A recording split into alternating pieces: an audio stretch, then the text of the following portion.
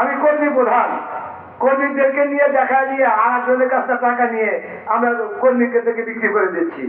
মেয়েবাজারকে হুকুম দিছে যে গোলাপ ফুল ছাড়া অন্য জায়গায় ভোট দাও।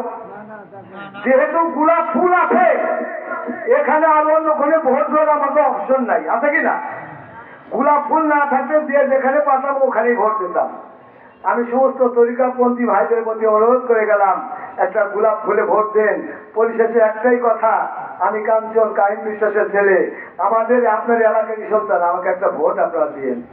আর আমার যদি কোনো দোষ ত্রুটি কোনো দিক আমাকে পান, তাহলে আমার যদি কোনো কুৎসিত দিক থাকে, আমি যদি মদ গাঁজা খেয়ে থাকি, আমার যদি চরিত্র খারাপ হয়ে থাকে, আপনাদের কাছে ভোট আমি চাই না। যদি মনে করেন যে কাঞ্চন আমাকে আপনারা একটু যাচাই করেন, যাচাই করে দেখা যদি আমার কোন দোষ ত্রুটি থাকে আপনাদের কাছে আমি ভোট চাই না। যাই হোক, অনেক সময় নষ্ট করলাম।